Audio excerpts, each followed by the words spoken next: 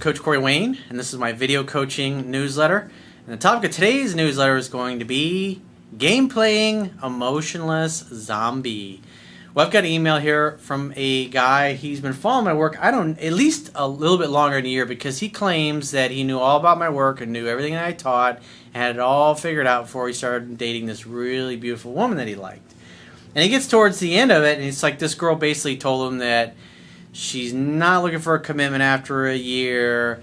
She wants to have more of an open type of relationship. And then he basically says, I don't know what I did wrong because I've followed everything right. And so you creating an opportunity for sex tab did work in my case. And so the real issue is, and you can see this as I go through his email, is that he didn't take the time to learn the fundamentals. He didn't read the book 10 to 15 times. He probably, like a lot of guys do, who are looking for the quick fix, just give me the fucking pickup line, Corey. Just give me the goods. I want some fucking pussy. Give it to me now.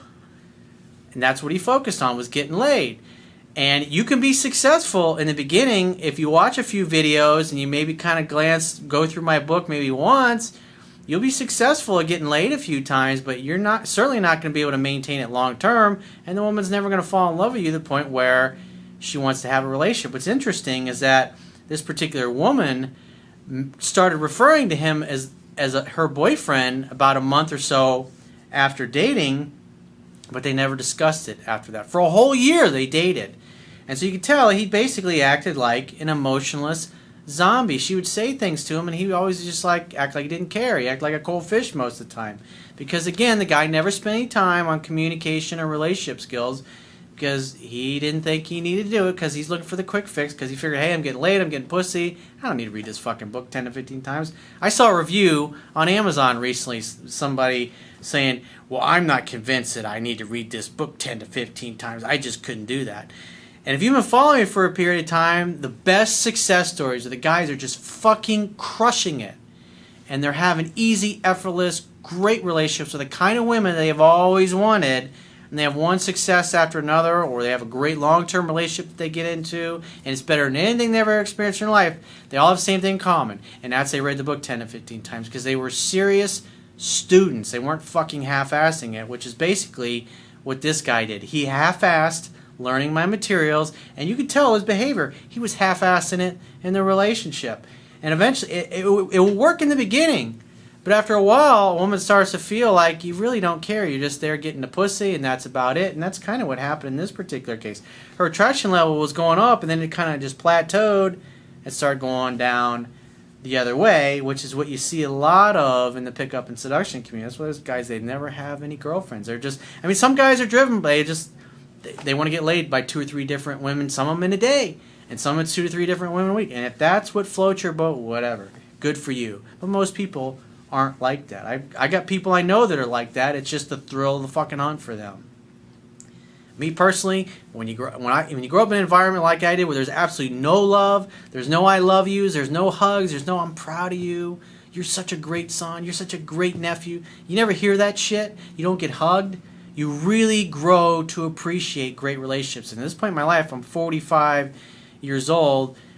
As I've gotten older, I've come to realize who my real friends are and who really cares and who's just a poser.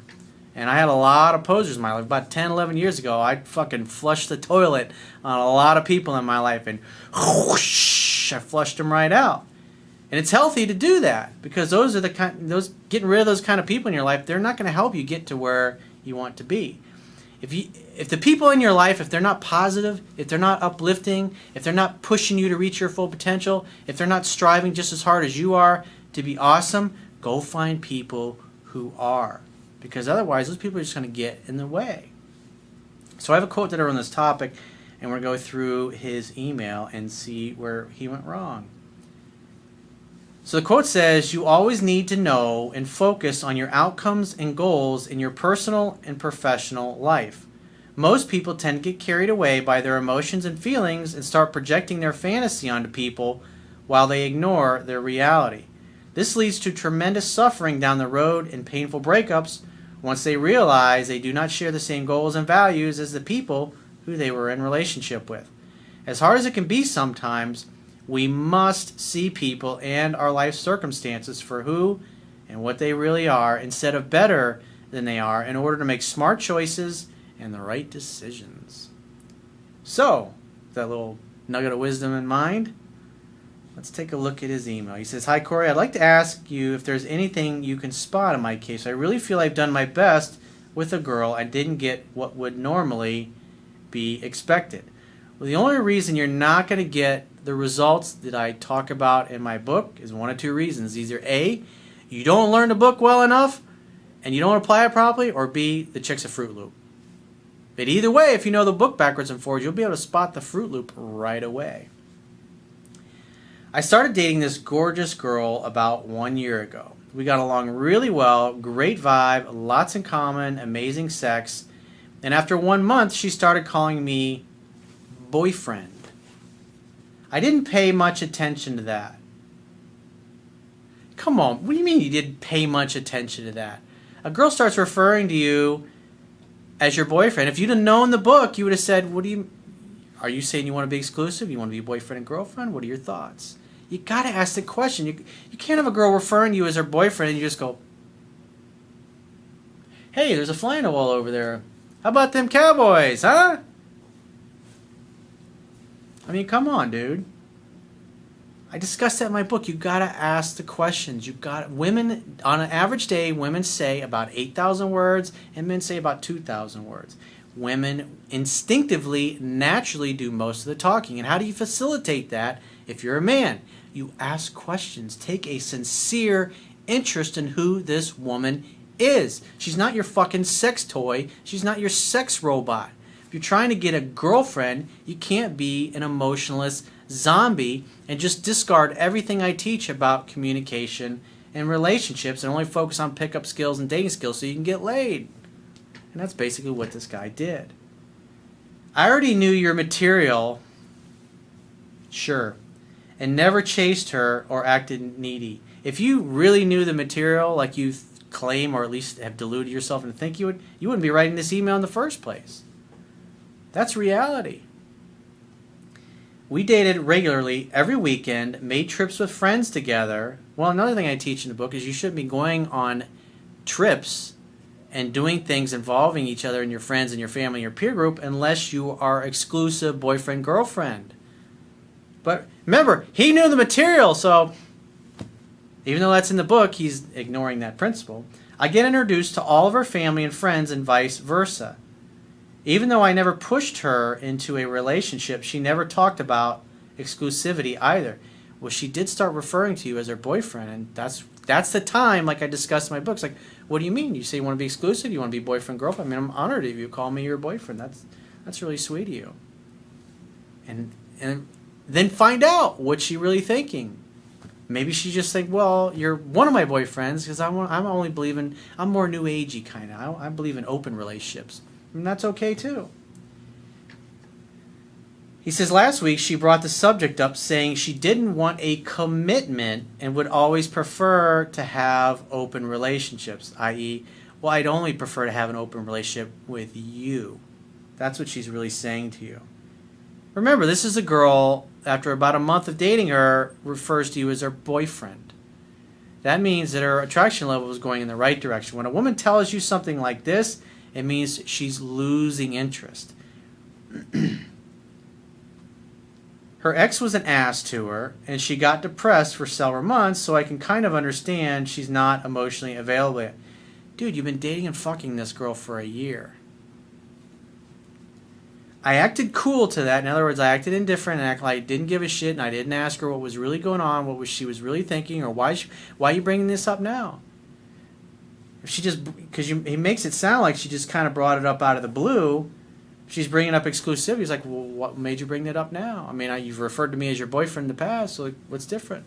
You want to date other people? Is that what you're telling me?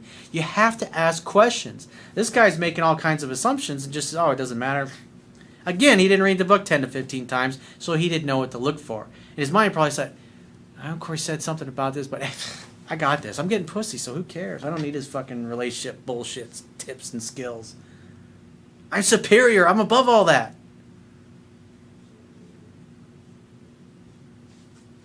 He says, I acted cool to that, but I wasn't seeing other girls but said I wasn't seeing other girls, and if she were seeing other guys, I would see other girls too.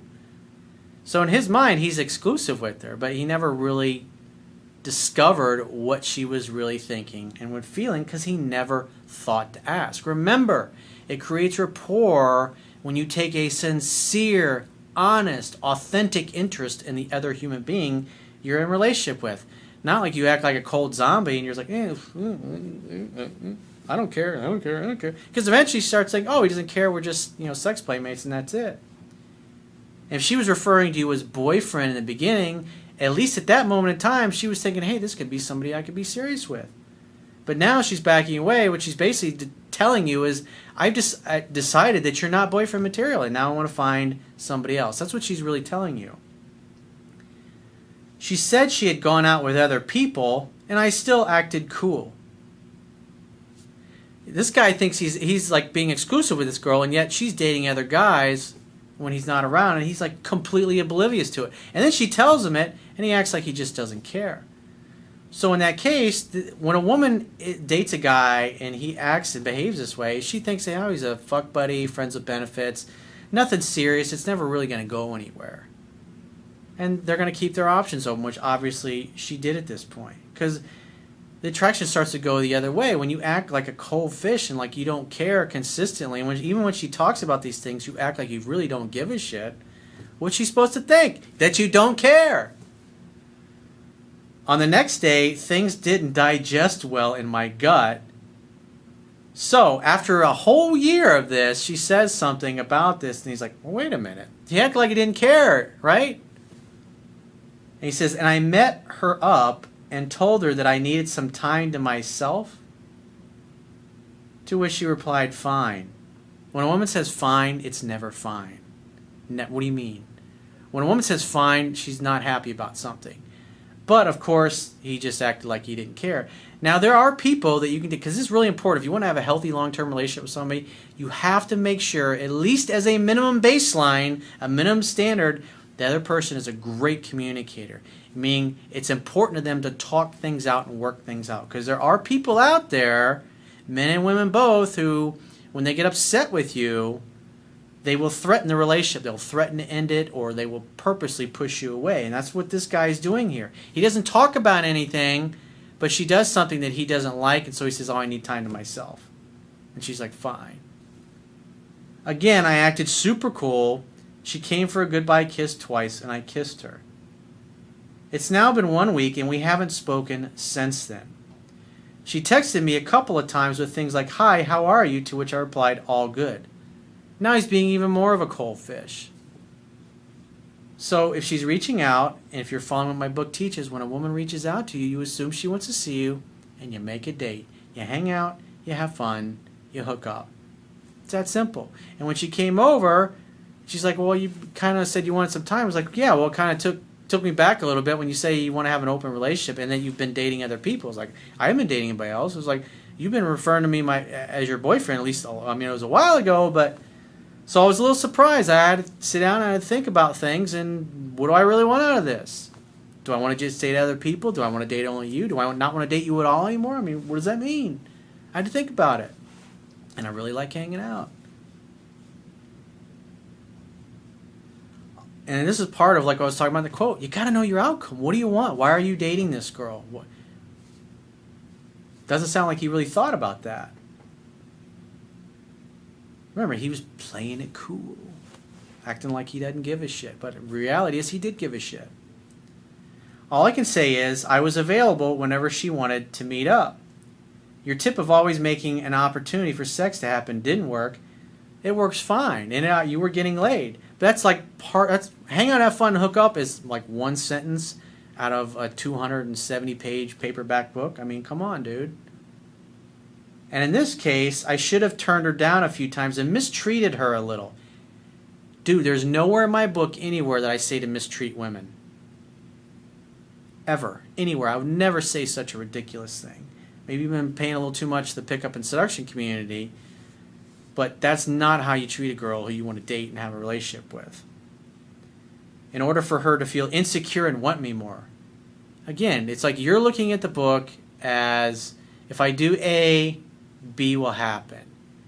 If I put D and E together, G will happen. Women are not robots, dude. They're thinking, feeling human beings. As I didn't, she took me for granted, and attraction definitely faded away. In the beginning, it was around 85 or 8.5, 85%, and lately I feel she's had a 70% level of attraction for me. Well, when you notice her attraction going in the wrong direction, that's the time to pick the book back up and say, you know what, maybe I've missed something. Instead of being so arrogant and full of yourself and then writing in an email and telling me it's my fault that what I teach didn't work. No, you were getting laid, but you only learned a small part of it because you disregarded everything else. And now look at it. Here you are a year down the road, and you're in this situation with this girl that you obviously don't want to be in, and it's going sideways because you didn't. What did Confucius say? Success depends upon prior preparation.